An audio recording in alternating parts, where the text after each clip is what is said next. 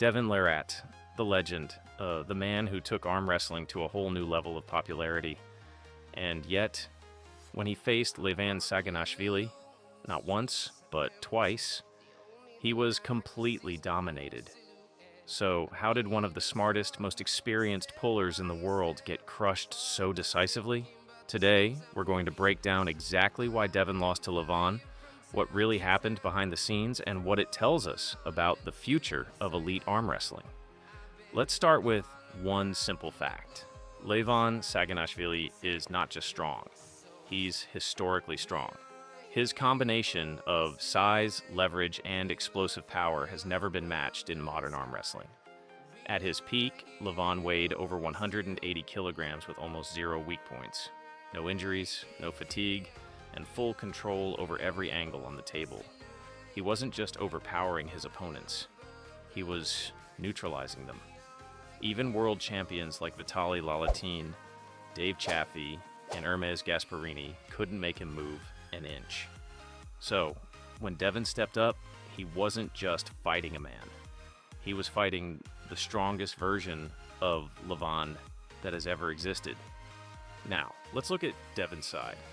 When Devon fought Levan the first time in 2022, he was massive, over 130 kilograms, but that size didn't come with the same level of pure explosive strength. Devon's game is all about endurance, hand control, and mental warfare. He likes to drag his opponents into deep waters, long rounds, slipping, setting straps, tiring them out. But against Levan, there were no deep waters. Every round ended before Devon could even get to his setup. And on top of that, Devon had some lingering injuries. His right arm, his elbow, his pronator. He's admitted that even though he was heavy, he wasn't at 100%. You can't beat a healthy Levan if you're not perfectly healthy yourself. There's also a huge style problem. Devon's open arm, defensive King's move style is designed to counter top rollers and pressers. It works perfectly against pullers who try to rise or climb. But Levan doesn't rise. He crushes. His attack goes straight through the center line with pure side pressure and wrist containment.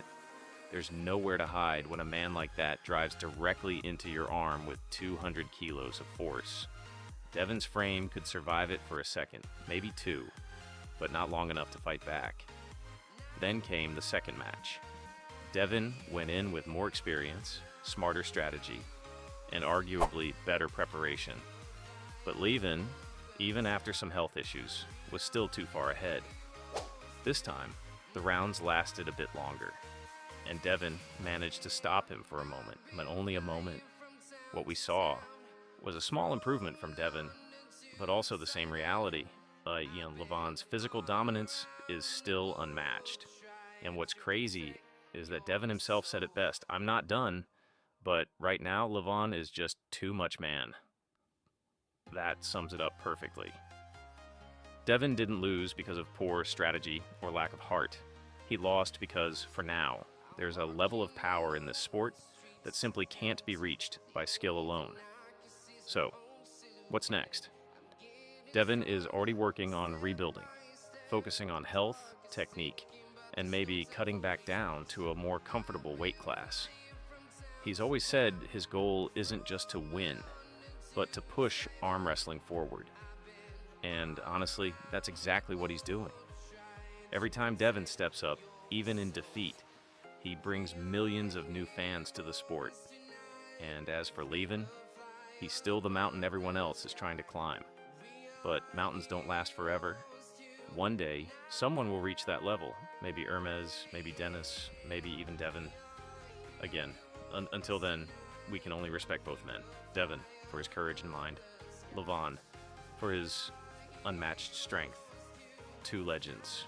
One still on top, one still chasing greatness. So the truth is simple. Devon Larratt didn't just lose to Levan Saginashvili. He lost to the strongest arm wrestler of this generation, and that's nothing to be ashamed of. Because if there's one thing we know about Devon, he always comes back stronger